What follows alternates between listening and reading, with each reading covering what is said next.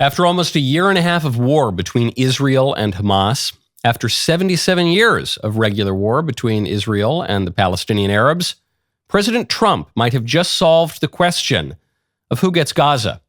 Is it the Muslims? Is it the Jews? No, it's Trump. The U.S. will take over the Gaza Strip, and we will do a job with it, too.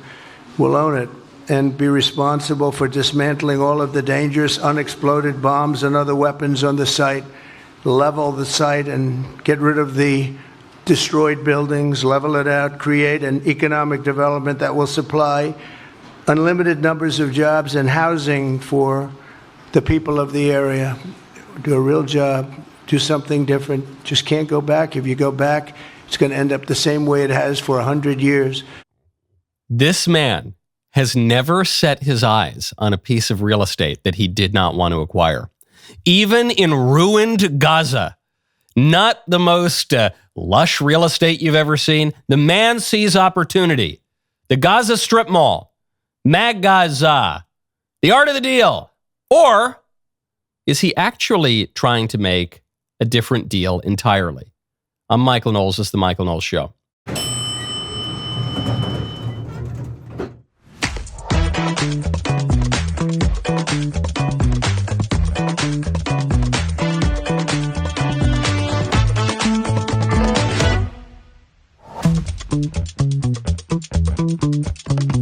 Welcome back to the show. As Elon Musk's DOGE tears apart the federal government, Chuck Schumer is railing against it. The Democrats are spreading all sorts of lies and fake news. They're saying that DOGE is illegal. We'll get to the real history of DOGE and its predecessors. First, I want to tell you about ExpressVPN. Go to expressvpn.com/Knowles. There has been a lot of talk about how AI is going to make the world a better place. But the question is, better for whom? Better for politicians who will use it to sway your vote based on your online activity? Doesn't sound like a better world to me, which is why I protect myself with ExpressVPN, and I think you should too. ExpressVPN is an app that encrypts 100% of your online activity and reroutes it through secure servers so that no one can see what websites you visit or what apps you use. Not your internet provider, not data brokers, not any artificial intelligence systems. ExpressVPN is incredibly easy to use, works on every device, phones, laptops, tablets, and more. It's also extremely fast, so it won't slow down your streaming, gaming, or learning. It comes with a risk-free 30-day money-back guarantee. No wonder top tech experts like CNET and The Verge rate ExpressVPN the #1 VPN on the market. Do not wait until it's too late. The time to protect your data from the future is now. Use my special link to get 4 extra months of ExpressVPN's privacy protection for free. Go to expressvpn.com/Knowles, expressvpn.com/Knowles. Get 4 extra months for free. Now, I think, putting President Trump's proposal for Gaza aside, most fair-minded people can acknowledge that when we're talking about who really has the right to the Gaza Strip, it is neither the Muslims nor the Jews. It is King Baldwin III. I think most people with even a passing familiarity with history and the law, who have even a modicum of integrity and fairness, would recognize it belongs to King Baldwin and his successors. I also noticed, someone pointed this out on X last night, King Baldwin bears a striking similarity, an odd resemblance to Baron Trump, Baron Octavian Augustus Trump, as I call him. So anyway, just food for thought. I'm just throwing that out there. What is Trump doing? What is he doing here? I don't know. Of all, you say, hey, we're going to get Greenland. I think, oh, Greenland, that's beautiful. A lot of resources, strategic up in the Arctic. Okay, I get that. Hey, we're going to take back the Panama Canal. Okay, that definitely very strategic, very much in America's national security interest. I totally we never should have given it up in the first place during the Carter administration. Hey, we're going to maybe acquire Canada. Yeah, it makes sense. It's just America's top hat. So maybe that. Hey, we got to get Gaza. Wait, Gaza? What? Huh? I don't know about Gaza. What is this? Some people are suggesting that this was just a deal that Bibi Netanyahu cooked up.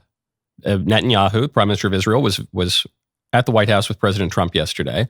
And this is Trump just doing Netanyahu's bidding. Now, great. Okay. Bibi breaks it, and then Trump goes in and cleans it up, and it's all good for Israel. That's what Israel. But I got to tell you, the primary video footage of Trump's announcement has the camera focused just on Trump. If you look at the other angle, Bibi Netanyahu's expression does not look like the expression of someone who is thrilled about this proposal. This does not look like the expression of someone who even expected this proposal. Just take a look. Here's Trump's announcement from Netanyahu's angle. The U.S. will take over the Gaza Strip, and we will do a job with it, too. See, look at Bibi. And be responsible for dismantling all of the minute that Trump announces we're going to take over the Gaza Strip, he's got his eyebrow raised. He starts shifting uncomfortably. He looks out at the audience kind of with an odd smirk, like, what is this guy talking about? Looks back at Trump, shifting all over, looking down at his notes. You don't usually see Netanyahu this nervous. This is a man who's very much in command of his body. Going to end up the same way it has for 100 Keeps looking at, how am I supposed to react here? What? Could be the beginning of a larger and more enduring peace that will end the... Okay, what do I say now? Hey, look at this. The shifting of the weight. My administration has been moving quickly to restore trust in... I do not read this announcement as a secret deal that Trump and Netanyahu cooked up in the back room. Obviously, they've been talking about this issue, but I read this announcement from Trump as a move. I read this announcement from Trump as a part of a much larger negotiation, not just a negotiation with the Palestinian Arabs or with Arab states, Muslim states in the region. I view this announcement as also part of a negotiation with the state of Israel. I don't know that Netanyahu really benefits from Trump coming in and saying, we own Gaza now. You own Gaza? Wait, what? In part because if Trump claims Gaza, says that's ours now, that means the war is over. And if the war is over, that's bad for Netanyahu. Netanyahu needs the war to continue. One, to maintain his domestic political popularity, but two, because Hamas has not been totally dismantled yet. That was the strategic objective of the war in Gaza. After October 7th, Hamas leads this assault on Israeli civilians. And so Israel goes in, says we can no longer accept the security threat on our border, so we have to dismantle Hamas. Nothing less will suffice in this war. The war's been going on almost a year and a half now. There's a ceasefire deal announced by Trump, because when Trump got elected, he said, hey, Netanyahu, do whatever you want while Biden's president. Just wrap this thing up by the time I'm inaugurated. And Trump seems to be following through on that. They announced the ceasefire deal. A lot of people in Israel are upset by the ceasefire deal because they wanted the war to continue and they wanted Hamas to be further obliterated. Now Trump comes in, he says, yeah, it's ours, we own it now. Well, if the United States owns Gaza, then the Israelis can't drop any more bombs. Is that maybe part of what's going on here? Now, a lot of people are saying, we don't want to own Gaza. We don't want to be nation building in the Middle East. It wasn't cool when George Bush did it. It's not cool when Donald Trump does it. I'm just not convinced that Trump's statements yesterday reflect his true strategic objectives. I think we got a lot of evidence behind this now, that Trump sometimes talks past the sale, to use the language of Scott Adams. I think sometimes Trump throws things out there so that he can walk certain proposals back later on and achieve a deal. I think the guy negotiates. He's written multiple books about this. He doesn't exactly hide the ball on negotiating. So what's really going to happen in Gaza? I mean, look, maybe there's going to be a big international Trump golf course and hotel and casino in Khan Yunis. Maybe. I would be surprised by that, but that could happen. But nuts and bolts, what is the plan for Gaza? What about all of the displaced civilians? There, Trump and Netanyahu discuss it in the Oval Office. Would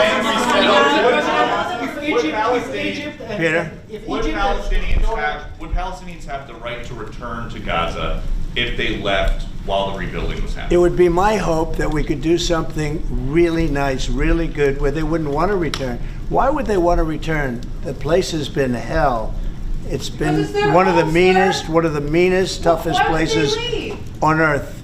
And right now, I've seen every picture from every angle, better than if I were there. And nobody can live there. You can't live there. So if we can build them through massive amounts of money, supplied by other people, very rich nations, and they're willing to supply it. If we can build something for them in one of the countries, and it could be Jordan, and it could be Egypt, it could be other countries, and you could build 4 or 5 or 6 areas. It doesn't have to be one area, but you take certain areas and you build really good quality housing, like a beautiful town, like someplace where they can live and not die, because Gaza is a guarantee that they're going to end up dying. The same thing's going to happen again. It's happened over and over again, and it's going to happen again as sure as you're standing there, Peter.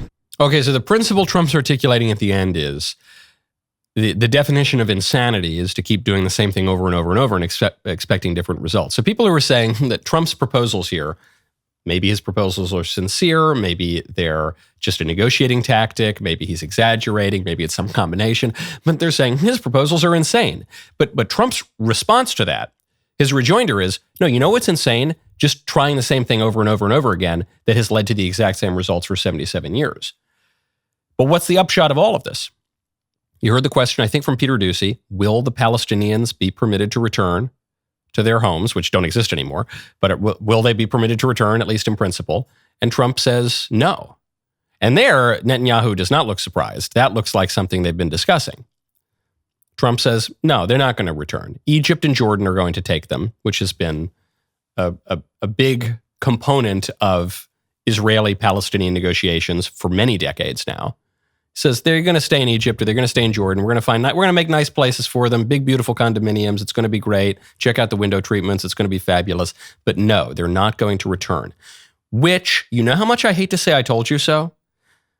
But on this issue, I so totally told you so for years now. And I feel bad because it's an unpleasant situation, but I feel totally vindicated.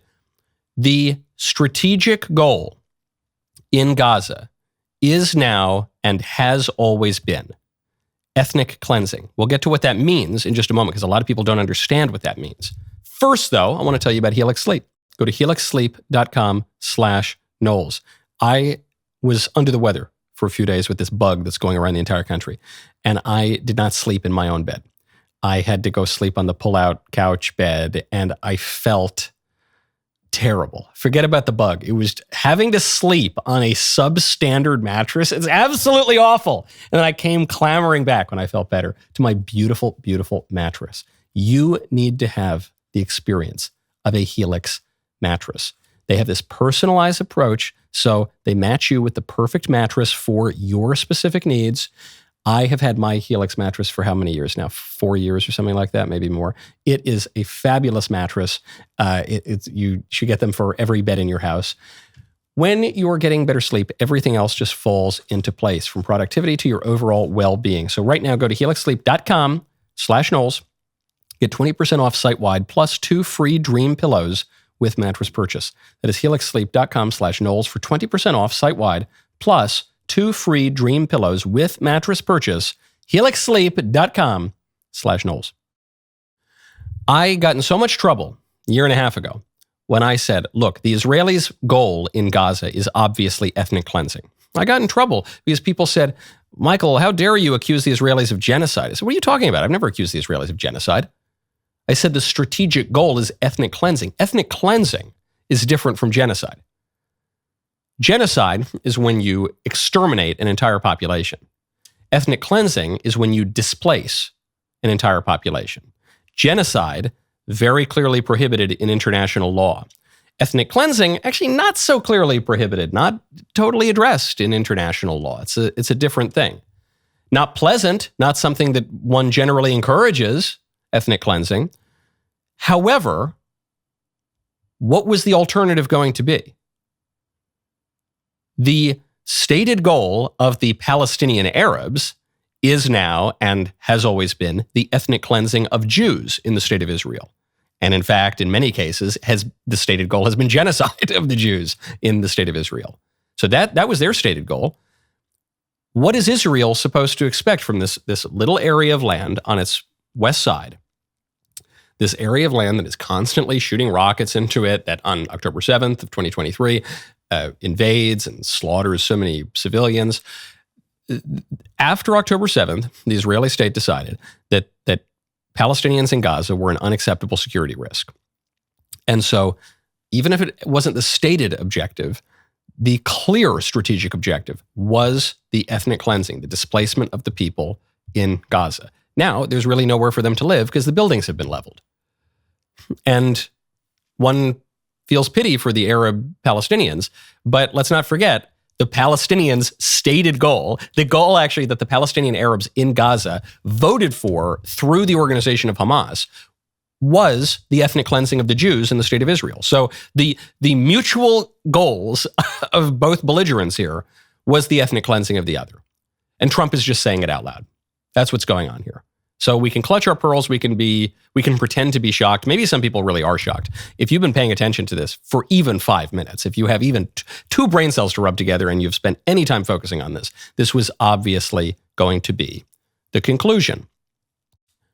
Now, one other notable statement came out of Trump's meeting with Netanyahu. The statement pertained to Iranian attempts to assassinate Trump. And here is Trump's response to the Iranians. It's Iran and their proxies who have threatened to retaliate against you and your team by killing you guys for taking out Soleimani. Well, they haven't done that, and that would be a terrible thing for them to do, not because of me. If they did that, they would be obliterated. That would be the end. I've left instructions. If they do it, they get obliterated. There won't be anything left. And they shouldn't be able to do it. And Biden should have said that, but he never did. I don't know why, lack of intelligence, perhaps. But he never said it. If that happens to a leader, or close to a leader, frankly, if you had other people involved also, you would call for total obliteration of a state that did it. That would include Iran. Total obliteration. This is a good threat. Because whatever you think about the threat from Iran on the United States, some people think that the threat against the United States is exaggerated from Iran. Whatever you think about it, Iran very much wants to assassinate Trump. That much seems clear. And John Bolton and Mike Pompeo and other people. Because President Trump and all those other guys assassinated the top Iranian general, Qasem Soleimani. So they've been trying to kill Trump for a long time. And it's a good question to ask. What happens if they assassinate you? He says, I've left instructions. What a just vague but terrifying threat if you're one of the mullahs in Iran. I've left instructions. There won't be anything left of Iran if I'm assassinated. If I'm not assassinated, maybe we play nice with Iran. If I'm assassinated, if anyone even close to me is assassinated, there won't be anything left. I think Trump's comments on Gaza are not totally disconnected from those comments in response to assassination threats from Iran. Oh, you think I won't do it? I just claimed Gaza for myself. I said I'm going to build a hotel casino in Khan Yunis. Okay? And guess what? Denmark believes me when I'm making threats about Greenland. And Panama believes me when I'm making threats about the canal. And Mexico and Canada both believe me when I'm making threats about tariffs. So, hey, Iran, do you really want to take the chance? It's Dirty Harry. I know what you're thinking. Did I fire 6 shots or only 5? Well, to be honest, I don't remember myself. But do you feel lucky, punk? Do you? That's the point of the threat that Trump is making here against Iran. Now, it's a good threat. The only thing is Trump now needs to make sure that neither Netanyahu nor Mohammed bin Salman in Saudi Arabia assassinate him and make it look like Iran. Because if you are Bibi or MBS in Saudi Arabia, you're thinking, hold on, wait, Trump's promising to completely obliterate my arch enemy, Iran? That's not, but I don't think that'll happen. I think actually Trump gets along very well with Netanyahu. Netanyahu said Trump is the biggest friend of the state of Israel that Israel has ever had. Saudi Arabia has a very, very good relationship with the Trump White House in particular. So I think a lot of these threats, especially getting back to Gaza, he's making a huge claim here. A claim that he might follow through on. I don't mean to downplay that. Which will then trigger states like Saudi Arabia and Jordan and Egypt and people in the and Israel, people in the region, to say, well, hold on. Actually, no, we'll work out a deal. Don't worry. You don't need to do that. Don't send in the Marines. We'll work out a deal. So I understand the legitimate concern from people, especially military families, who say, I don't want my boys going over there to build resorts in Gaza. That is not a good use of the military. I totally understand that. I agree with that. But I would just say, to sound like a hip, cool Zoomer, let him cook. The guy's got a good track record on these things, so I would just say, let him cook. He's cooking, let him cook. Now, speaking of Trump and killing things, President Trump has announced, after weeks of speculation, that he will, in fact, end the Department of Education. And on the Education Department, why nominate Linda McMahon to be the Education Department Secretary if you're going to get rid of the Education Department? Because I told Linda, I hope you do a great job and put yourself out of a job. I want her to put herself out of a job. Education Department. So we're ranked number 40 out of 40 schools, right? We're ranked number 1 in cost per pupil. So we spend more per pupil than any other country in the world. And we're ranked at the bottom of the list. We're ranked very badly. And what I want to do is let the states run schools. I believe strongly in school choice. But in addition to that, I want the states to run schools. And I want Linda to put herself out of a job. Do you think that's something you can do with an executive order, or are you going to ask Congress to do it? I would like to be able to. Look, if I could give the schools back to Iowa and Idaho and Indiana and all these places that run properly, there's many of them. There it is. Hold on, is he going to end the Department of Education? He said he ran on ending the Department of Education, but then he appointed Linda McMahon to be the Secretary of Education, which seems like he's going to just change it or reform it. Okay, but here's the answer. He is going to end it. Just like Republicans have been promising to do for 45 years. This is another key to the Trump presidency.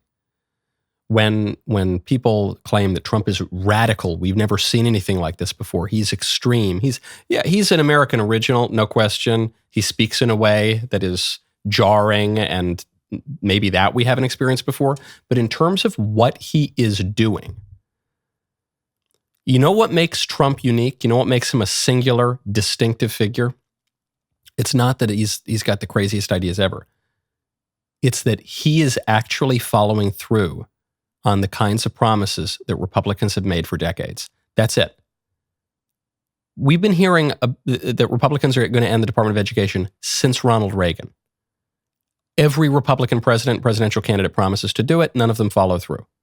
Just like, getting back to the Middle East, we've been hearing for decades and decades that America's going to move the embassy in Israel to Jerusalem. Well, every Republican president was promising that. But then none of them did it. Trump does it. That's the difference. You want to know the big difference is Trump actually does the things that all the other Republicans say that they're going to do. The difference is actually integrity and follow through. How strange to say, given the popular portrayal of President Trump. Now, I want to talk to you about Good Ranchers. Go to goodranchers.com, use code Knowles. Do you know what I had for dinner 2 nights ago? Unfortunately, not last night, but 2 nights ago. I had beautiful, delicious Good Ranchers ribeye. And I didn't have enough of it because sweet little Elise and the boys ate the rest of them before I got home. But I had the seed oil-free Good Ranchers chicken nuggets, which are absolutely out of this world. The product sells itself. I have very little more to say other than it is the best meat you are going to get. And the best chicken and the best seafood and the best chicken nuggets, without question. The best burgers. I had the burgers 3 nights ago. I would say at this point, physically speaking, I am about 70% Good Ranchers meat, just the cells in my body. It is not too late to start the year right. Invest in your health, invest in your nutrition, invest in your enjoyment of your meals. Get the best meat out there. Also, right now, you can get free ground beef, chicken breasts, or wild-caught salmon in every order for a year, plus $25 off with code Knowles. GoodRanchers.com. Use code Knowles to get this incredible offer, Good Ranchers, American meat delivered. This week, I want to hear from you in the mailbag. Mailbag's coming up on Friday, so you got to get your mailbag questions in. The way you do it is you go to DailyWire.com. You click watch, the watch page. You click the Michael Knowles show. Then you click submit a mailbag question. You can write it in. Keep it short though, guys. I don't need 10 paragraphs on your question. Really 3 sentences is great. Or you can submit a voice mailbag. That means you go to your voice app and however you record your voice and keep it to certainly under a minute, ideally 30 seconds. I can't air these 5-minute long questions. You put it in there, you attach it to the email, send it in, then I will hear your beautiful, dulcet, mellifluous tones on Friday. The Washington Post is up in arms. Washington Post as the symbol and mouthpiece of the liberal establishment. Up in arms. Elon Musk's DOGE, Department of Government Efficiency, is illegal. This is what Elon is doing at Trump's behest to cut departments and fat away from the federal government. It's illegal. So says WaPo, so say all these Democrat senators, all these Democrat talking heads, U.S. government officials. Now they're apparently quoting the secret U.S. Trump officials that privately warned that Musk's blitz appears illegal. The billionaire's DOGE team has launched an all-out assault on federal agencies, triggering numerous legal objections. Okay. I'd like to give a little hat tip here to a great Twitter account, X account, Suit Moose Esquire, who made this point yesterday. DOGE is not only not illegal, DOGE isn't even original. The Department of Government Efficiency is not some new idea that Elon cooked up sitting in the Tesla headquarters playing video games. It's not some new idea that Trump cooked up on his own. We have had many examples of DOGEs in the history of the United States. And in fact, we've had DOGEs, we've had government efficiency initiatives in the executive branch that have been implemented in pretty similar ways to the ways that this is being implemented. What is DOGE? Is it in the government? Is it outside the government? There seems to be a little confusion about that. DOGE is a temporary service nestled under the U.S. Digital Service. DOGE is formally tasked with upgrading software, but it's really tasked with auditing the entire executive branch. We have seen this before. This goes back at least 100 years, maybe more. As the great Suit Moose Esquire on X points out, Woodrow Wilson created a Bureau of Efficiency via executive action. There was no law passed by Congress. He just created the Bureau of Efficiency. The purpose of the Bureau of Efficiency was essentially the purpose of DOGE. After Wilson, FDR created the Brownlow Commission. The Brownlow Commission ended with the creation of the Executive Office of the President, which is all of those offices and staff members. We're talking about now, what is it? Something like 1,800 staff members nestled in the Executive Office of the President. Most of them work in the Eisenhower Executive Office building. That was created through an executive commission, pretty much like DOGE. After FDR, President Truman created the Hoover Commission. The Hoover Commission was followed by another Reorganization Act. FDR got his changes through a Reorganization Act. That was followed by another Reorganization Act. But the Hoover Commission was just something that President Truman cooked up to create efficiencies and a new order within the executive. Ronald Reagan, good old St. Gipper, had the Grace Commission. He created the Grace Commission via executive order, just like Trump created DOGE. The purpose of the Grace Commission was to cut fat in the executive branch. And there was actually a campaign talking point that without the Grace Commission, the U.S. national debt would have hit $13 trillion, but they cut away so much fat that it didn't hit $13 trillion. It actually took another decade or more, more than that, to hit $13 trillion. Not just St. Reagan, not just even those old-timey Democrats, even real modern Democrats. Al Gore, when he was vice president, created the National Partnership for Reinventing Government. Same purpose as DOGE, to create efficiencies in the government, and same conclusions as DOGE, really. The National Partnership for Reinventing Government eliminated over 100 government programs, eliminated over 250,000 federal jobs. People are arguing now, Trump doesn't have the right. Elon Musk certainly doesn't have the right. to be just deleting all of these federal jobs. There's a formal process for this. No, actually, Al Gore did it. 250,000 federal jobs, consolidated over 800 agencies. None of those commissions and bureaus and initiatives, none of them were created by Congress. None of them were created as a matter of law on Capitol Hill. They were all created in the executive in the exact same way that Donald Trump created DOGE. Chuck Schumer on Capitol Hill apparently didn't get the memo. And the American people, mark my words, the American people will not stand for an unelected, secret group to run rampant through the executive branch. Being innovative is good.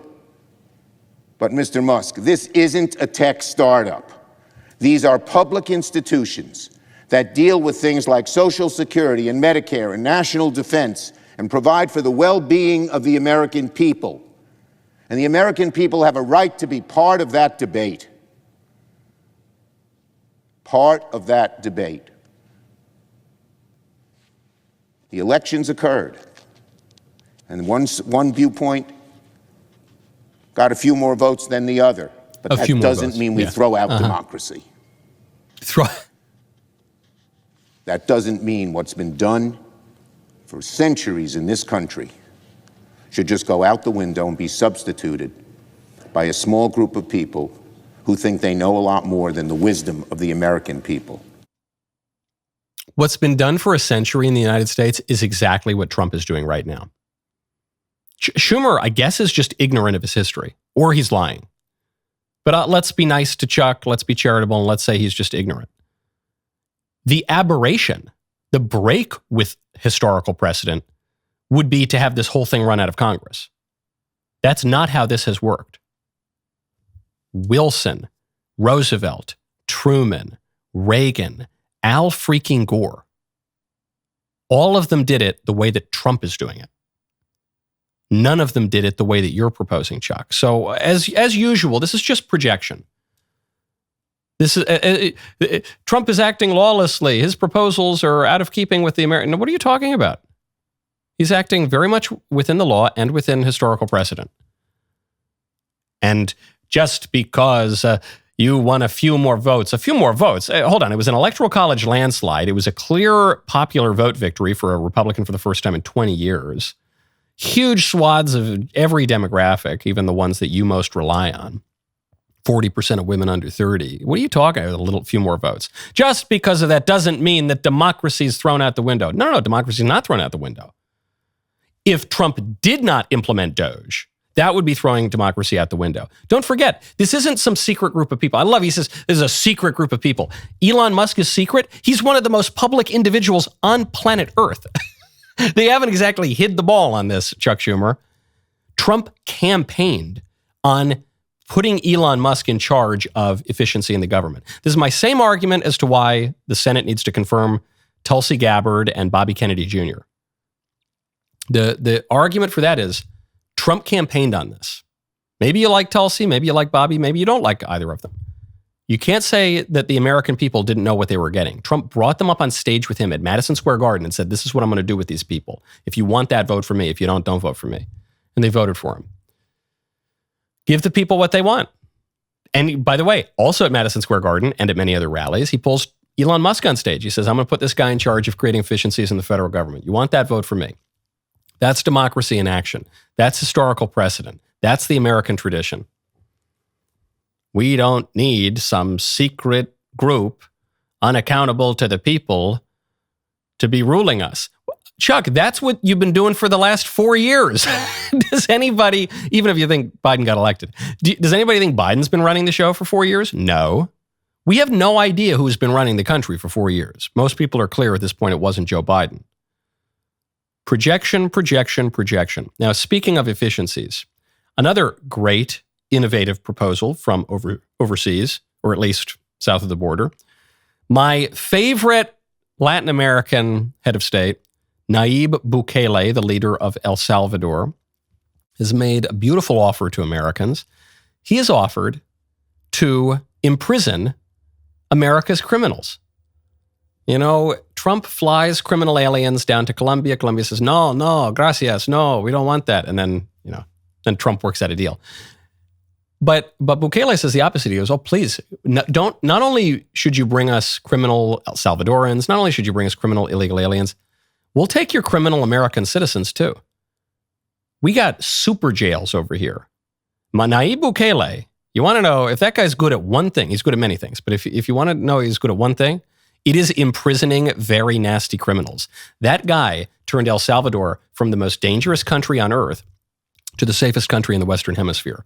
And he did it by taking all the face-tattooed Satan-worshipping gangsters and throwing in a hellish prison and then videotaping them running around and then broadcasting that to all the other face-tattooed gangsters. And guess what? The crime rate went down. So what does Bukele say? He says, we've offered the United States of America the opportunity to outsource part of its prison system. We are willing to take in only convicted criminals, including convicted U.S. citizens, I love this, into our mega prison, CECOT, in exchange for a fee. The fee would be relatively low for the U.S., but significant for us, making our entire prison system sustainable. This is the art of the deal. This is a really good deal. You think the libs are saying, we need to end private prisons in America. I think Trump's outside the box thinking here can say, okay, great. We'll end private prisons in America. We're going to outsource them to El Salvador. How you like that? The libs won't arrest rapists and murderers and people who set subway cars on fire. And they'll actually arrest the people who try to stop the bad guys. Okay, well, now we got a new sheriff in town. And you know what we're going to do? We're not only going to arrest our criminals, we're going to ship them off to Nayib Bukele. I think if anyone can reform him, it's going to be that guy. How's that sound? Not a bad idea. It'd probably be a lot cheaper than imprisoning them in the United States. And I don't know. I don't know if people are going to go for it, but I at least like that proposal as a starting point for criminal justice reform. We all want criminal justice. All right, good. That's my kind of criminal justice reform. No matter where you are watching or listening right now, take a second, hit the follow button. That could be on Spotify. That could be on Apple Podcasts. That could be on YouTube. It could be on MySpace. It could be on Zanga. It could be on LiveJournal. It could be on AOL, Instant Messenger, wherever it is. You just click that follow button. It makes a huge difference in fighting back against algorithms that don't want to spread our show. If you want the full show, uncensored, uninterrupted, unshackled, unburdened by what has been from our big tech overlords, you need to become a DailyWire Plus member. As a member, you get unlimited access to our entire library of premium entertainment, including the culture-shaping documentary, What is a Woman? And the hilariously offensive box office hit, Am I Racist? Go to dailywire.com/subscribe right now and join the fight. My favorite comment yesterday is from Las Tavos, who says, if smoking marijuana causes short-term memory loss, what does smoking marijuana do? It got me. I laughed when I read it, and I laughed when I read it a second time. Speaking of, so wow, maybe I had short-term memory loss from that marijuana. What was Professor Jacob smoking yesterday? I forget. Speaking of protecting Americans, Tulsi Gabbard has advanced out of committee. The Senate Intelligence Committee voted yesterday to advance Tulsi Gabbard's nomination. The vote was 9-8. It was a vote along party lines. Very, very good. I mean, to be expected. Frankly, the fact that all the Republicans will vote for her, at least in committee, is a good sign because I expected plenty of Republicans to squish on Tulsi Gabbard. But this is what a mandate means. You know, I remember I was at that Madison Square Garden rally where Tulsi spoke and Bobby Kennedy spoke and Elon Musk spoke and a lot of people spoke. Dr. Phil spoke. There were a lot of people there. But I remember I was sitting with some friends, I was sitting at Stage Steele and with Dave Rubin and a number of other people. And I said, why is he doing this rally here? Why campaign just a couple weeks before the election in New York City? He's not going to win New York. And some friends of mine said, he's going for the popular vote. In other words, he's going for a mandate. He thinks that he's got the Electoral College in the bag. So now he's putting all his chips on the table. He's buying leverage for when he is elected. In retrospect, that looks like what he was doing. Had Trump hid the ball, played it safe, run a campaign like Romney 2012, which is we're not going to talk about anything even remotely controversial. We're just going to focus on the economy. Had Trump run one of these, I'm just going to fix inflation kind of campaigns. First of all, I don't think he would have won. I think that the wisdom of the Romney campaign, that could be my next blank book, the wisdom of the Romney campaign was just mistaken. But had he done that, and then he came into office and he started talking about all these wild things. We're going to slap new tariffs. We're going to have mass deportations. We're going to take back the Panama Canal, all this stuff. We're going to control Gaza, whatever, all of this would have been so totally jarring and unpopular. He would have been restricted. However, if during the campaign, Trump says, hey, when you elect me, you know what? You're getting Tulsi Gabbard. You're getting 2 Democrat presidential candidates, and we're going to make America healthy again, and we're going to have beef tallow, basically sprayed down into the atmosphere. And we're going to do this, and we're going to do all, and we're going to have a lot of tariffs, and we're going to do all this. We're going to put Elon Musk in charge of some government office I haven't even invented yet. And because he ran on it, he's got a lot of runway. People are familiar with that, and I think it's what gives him so much negotiating leverage. Now, speaking of advancing out of government, speaking of people just being advanced out of the government, an important story happened a couple days ago, but I want to get to it. The USDA Inspector General was escorted out of her office by security. Phyllis Fong is a 22-year veteran of the USDA. And she told her colleagues that she planned to stay at the White House, or stay at USDA after the White House fired her. And her argument was that the White House did not follow the proper protocols to fire her. So she was going to keep her job. Even though Trump said she was out, she was going to keep her job. And that was that. They could drag her out with security if they wanted to, which is exactly what Trump did. She said, according to an email reviewed by Reuters, that the independent counsel of the Inspectors General on Integrity and Efficiency, quote, has taken the position that these termination notices do not comply with the requirements set out in law and therefore are not effective. And Trump said, they'll be effective. I'm going to drag you out of your office kicking and screaming if I have to. And Trump did that to send the same kind of message he's been sending on all these fronts. He's not bluffing, except when he is. But he will follow through. The thing about bluffing is sometimes you got to follow through. That's the only way you can have an effective bluff. Anyone who's played 2 games of poker in your entire life knows this. So sometimes you got to follow through, and he does. And that's going to cause some chaos and consternation. Walter Kern made a good point on social media, which is that we hear a lot about the peaceful transfer of power. This is the American tradition of the peaceful transfer of power. This, which President Trump so upended, supposedly, in 2020. They forget about all the riots and the setting cars on fire and the shrieking and the denial of the election from top Democrats in 2016. Forget about that. But Trump threatened the peaceful transfer of power for the first time ever. Well, Walter Kern made the point that there's a difference between the peaceful transfer of power and changing shifts at your job. That what we've called the peaceful transfer of power, the shift in power from, I don't know, Reagan to Clinton, Clinton to Bush, Bush to Obama, that was less a transfer of power than it was just a shift change. Okay? That, yeah, there were different kind of policy desires, but the fundamental understanding of the political order really was the same. In many ways, I actually forgot about George Bush the first, in between, from Reagan to Bush to Clinton to Clinton to Bush to Obama. They all basically shared the same underlying philosophy. Not so with Trump. Adrian Vermeule, the legal theorist at Harvard, pointed to the distinction between formal and material transfer of power.